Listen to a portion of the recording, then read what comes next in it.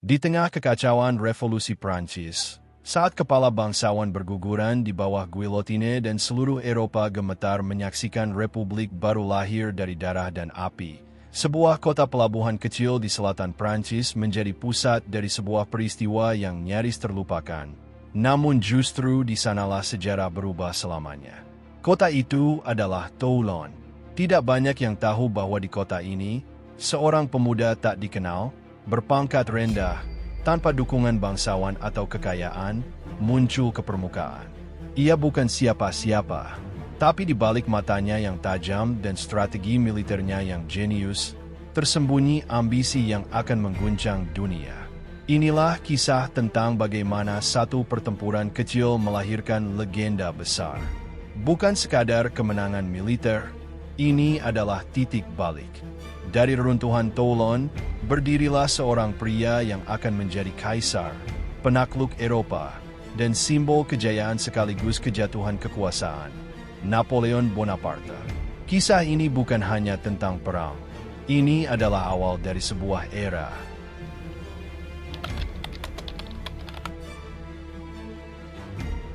Revolusi Prancis yang pecah pada 1789 mengguncang fondasi lama kekuasaan di Eropa.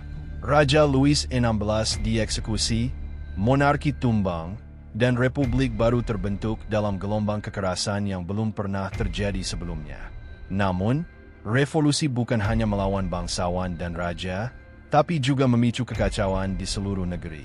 Di tengah gejolak ini, kota pelabuhan strategis Toulon yang terletak di pesisir Mediterania selatan Prancis, menjadi pusat pemberontakan.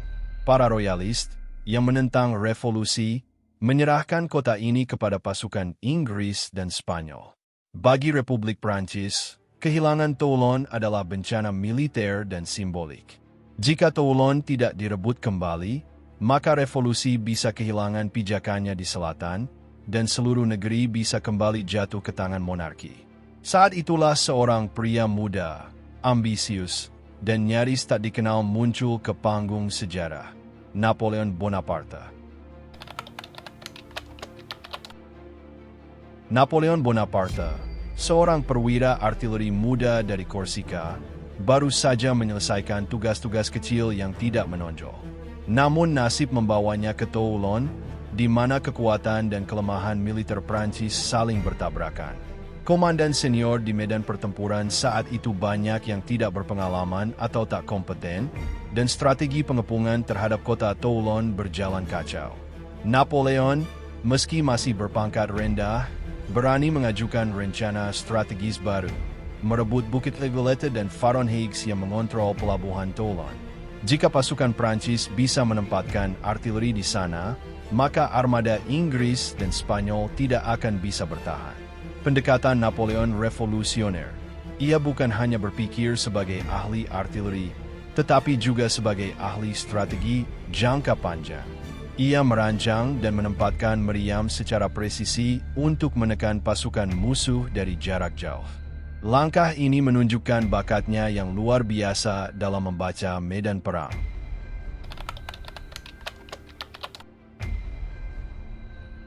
Serangan ke Legolette bukanlah tugas mudah.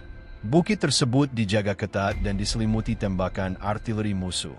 Namun Napoleon tahu, tanpa menguasai titik itu, tidak akan ada kemenangan. Dalam pertempuran brutal, banyak tentara Prancis tewas.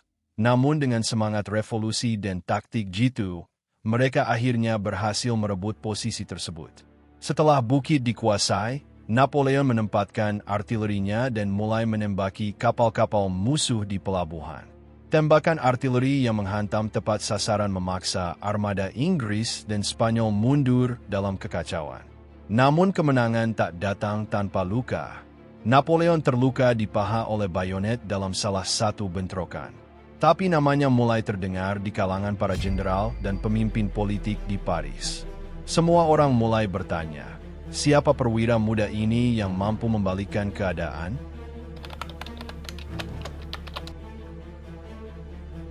Setelah pengepungan yang berdarah dan penuh ketegangan, pasukan revolusioner akhirnya menguasai Toulon. Para royalis yang tertangkap dihukum berat, dan kota itu kembali ke tangan Republik. Kemenangan ini tidak hanya menyelamatkan selatan Prancis, tetapi juga menunjukkan bahwa revolusi punya kekuatan militer sejati. Dan di tengah semua ini, nama Napoleon Bonaparte mulai bersinar.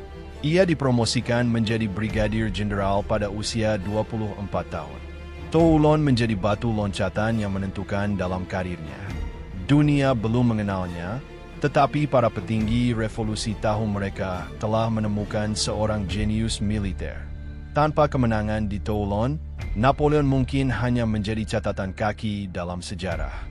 Tapi Toulon mengangkatnya ke jalur kekuasaan yang akhirnya membawanya menjadi Kaisar Prancis dan salah satu tokoh militer paling legendaris sepanjang masa.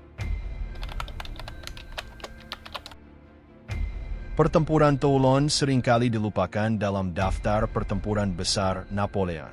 Tapi justru disinilah segalanya dimulai. Dari sini, ia belajar bagaimana menaklukkan musuh, memahami medan, dan menyalurkan ambisinya dalam strategi. Toulon menjadi panggung pertama tempat Napoleon menunjukkan kemampuannya. Ia bukan hanya seorang jenderal muda, tetapi seorang pemimpin yang mampu melihat lebih jauh ke depan dibanding orang lain di sekelilingnya. Setiap kemenangan besar yang ia capai setelahnya, Italia, Mesir, Austerlitz, dan bahkan kekalahannya di Waterloo, semuanya memiliki akar dari pengalaman di Toulon.